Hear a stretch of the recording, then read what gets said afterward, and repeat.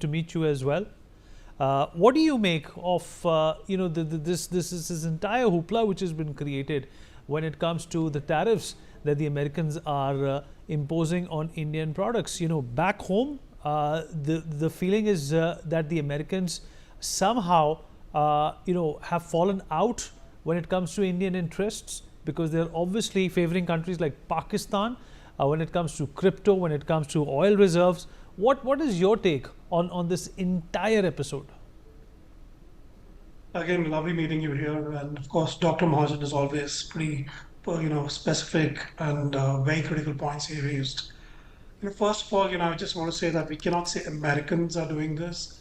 I think it's this particular administration which is looking at this. Somebody like me and many others who have spent decades, about 2 decades now, to really look at bringing India and US to come together and look at various opportunities. And I look at green tech, climate tech, agri-tech, food tech, and all these other sectors. And finally, when the administration came in February, we saw that, Prime Minister Modi was here. We saw later on JD Vance on 22nd April went down to India.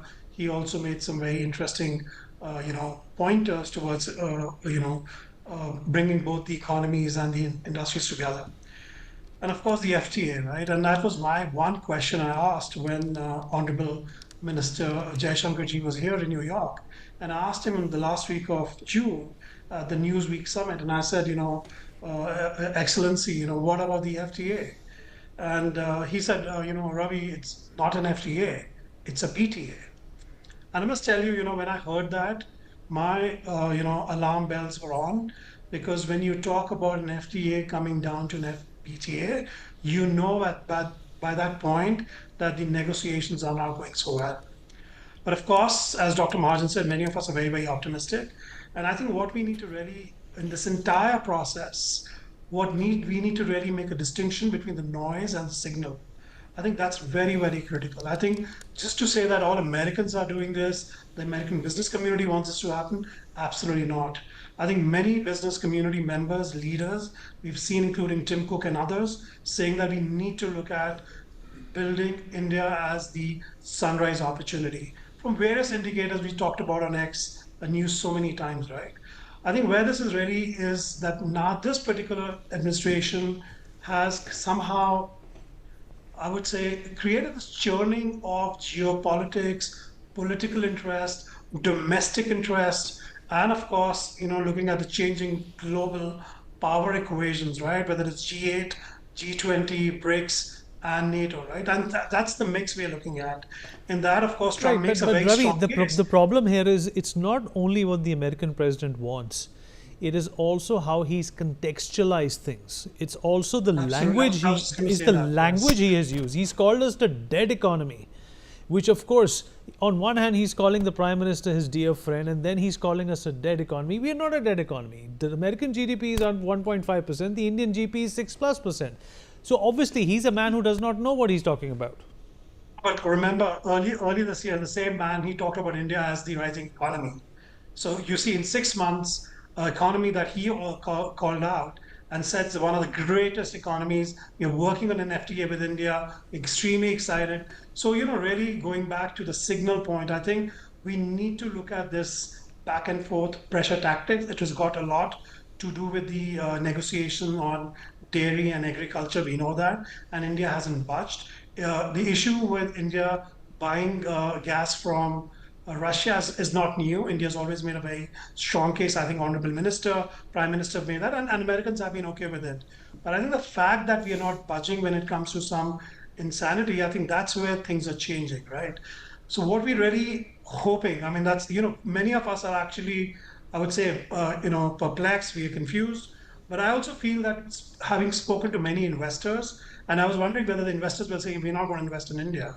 And I also was working with a delegation of Indian investors who are very seriously looking at manufacturing in America.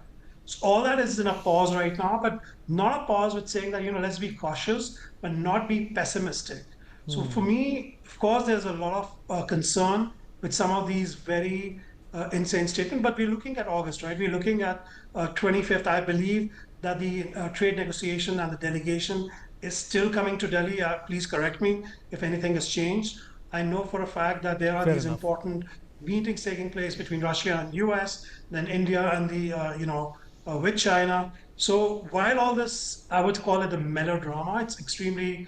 I know that in a month's time, he would also turn around and say, "Well, we need to look at India as an upcoming market." But having said that, I think there is definitely concern, but it hasn't really turned into complete disappointment because I know that tomorrow there could be a different take by the administration. And we've seen that. We've seen that fluctuation, maybe the word, to really see But coming out of Ravi, the White last question House. before we let you go. Why is Donald Trump intent on dismantling the very system which has made America the greatest economy in the world? It's $1 million question, honestly.